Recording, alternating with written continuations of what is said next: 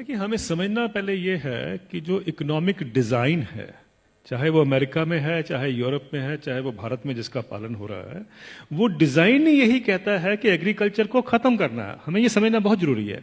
अब देखिए, अमेरिका में किसान खत्म हो चुके हैं, हार्डली 2% से पॉपुलेशन से कम रह गए हैं।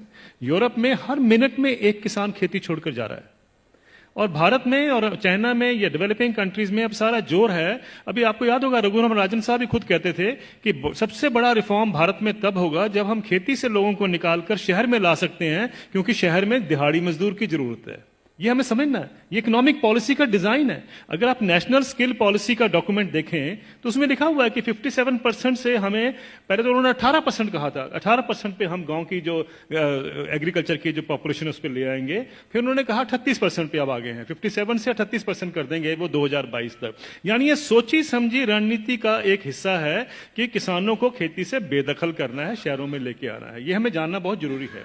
जब हम ये जान जाते हैं तो उसके लिए जो पूरा इकोनॉमिक ढांचा बनाया जाता है। अब जैसे बताया आपने पहले कि देखिए क्राइसिस है, इतने सालों से किसान को इनकम नहीं मिल रही है। जब हम दूसरे सेक्शन को देखते हैं, मैं इसका एक उदाहरण देता हूं सिंपल सा। 1970 में गेहूं का दाम 76 रुपए प्रति क्विंटल था, जो 2015 यानी 45 साल के बाद बढ़कर 1450 रुपए प्रति क्विंटल हो गया 2015 में। उसी दौरान मैंने बाकी सेक्शन ऑफ द सोसाइटी का हाल देखा, उनका क्या हुआ इनकम का। मैं सिर्फ बेसिक पे और डीए ले रहा हूं। उसी दौरान में 45 साल के पीरियड में सरकारी मुलाजिम की जो बेसिक पे और डीए है वो 120 से 150 गुना बढ़ गया, और जो स्कूल टीचर्स की जो तनख्वाह बढ़ी है उस दौरान में वो 280 से 320 गुना बढ़ गई।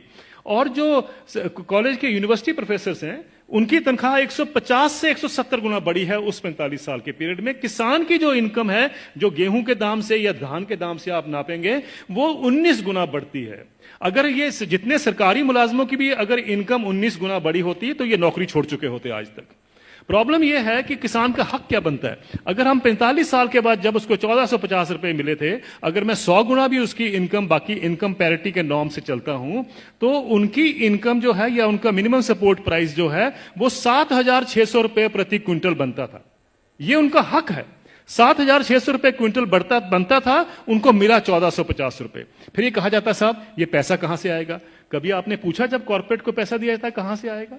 कभी आपने पूछा 7वां वेतन आयोग का पैसा कहां से आएगा? 7वां वेतन आयोग जब सारे देश में फैलाया जाएगा, अभी तो सिर्फ सेंट्रल गवर्नमेंट का है, तो क्रेडिट स्विस बैंक की स्टडी कहती है 4,80,000 करोड़ रुपए हर साल एडिशनल खर्चा होगा। किसी ने नहीं पूछा कि पैसा कहां से आएगा, किसी ने नहीं कहा कि फिस्कल डेफिसिट बढ़ जाएगा। आप किसान को 2 लाख रुपए दे दीजिए, 2 लाख करोड़ रुपए अनाउंस कर दीजिए साल का देंगे, हाहाकार मच जाएगा इस देश में। अरे ये पैसा व्यर्थ जा रहा है, ये लोग डिजर्व नहीं करते हैं, ये सारा कुछ होगा, फिस्कल डेफिसिट बढ़ जाएगा। लेकिन इंप्लॉइज के लिए किसी ने कहा फिस्कल डेफिसिट बढ़ जाएगा? ये सारी इकोनॉमिक नीतियां हमें जानने की जरूरत है। ये किस तरीके से डिजाइन बनाया गया है कि किसान को हम गरीब का गरीब ही रखें, और ये पॉलिसी कितने दशकों से चलती आ रही है, सब सरकारें इसमें सम्मिलित हैं। अब आपका जो सवाल था कि ये क्या कारण है, इसका कोई बीच का रास्ता भी हो सकता है। बीच का रास्ता हम क्या ढूंढते हैं, मुझे एक छोटी सी बात बता दीजिए। जब आपका इनकम मिलती है, 7वां वेतन आयोग मिलता है या किसी को भी अपनी इनकम मिलती है, तो क्या कभी किसी ने सोचा है कभी किसान को कभी हाउस रेंट मिला हो, कभी एजुकेशन रेंट मिला हो, कभी हेल्थ अलाउंस मिला हो, कभी बच्चों के लिए मेडिकल अलाउंस मिला हो? किसानों को क्यों, ये क्या किसान नहीं क्या इस सोसाइटी में रहते हैं? सुप्रीम कोर्ट के जो ऑफिसर्स हैं उनको 21,000 रुपए कपड़ा धोने के लिए मिलता है हर साल का। डिफेंस वालों को 20,000 मिलता है हर साल का कपड़ा धोने के लिए, कपड़े धोने के लिए। और वो लड़ाई कर रहे हैं आजकल, डिफेंस वाले कह रहे हैं कि साहब सुप्रीम कोर्ट वालों को ज्यादा क्यों मिलता है, हम तो बॉर्डर पे रहते हैं। मेरा यह सवाल है, क्या किसान के पास कपड़े नहीं होते धोने को? कभी आपने सुना है कि किसान के कपड़े के लिए 20,000 रुपए भी कभी उसमें ऐड किया गया हो? मिनिमम सपोर्ट प्राइस में क्या करते हैं हम, जो उसकी लागत लगती है और फैमिली लेबर जो लगती है उसको जोड़ लेते हैं, बस यही। और अभी तो एम्प्लॉइज के लिए 108 अलाउंसेस भी होते हैं। अभी तो तनख्वाह और डीए के बाद 108 अलाउंस मिलते हैं। जिस भी सज्जन को 108 अलाउंस मिलते हैं उसको तनख्वाह की क्या जरूरत है, मुझे ये बता दीजिए। लेकिन अगर मिलते हैं तो मैं ये नहीं कहता कि नहीं मिलने चाहिए, लेकिन क्या किसान ने क्या गलत किया है कि उसको नहीं मिलते हैं?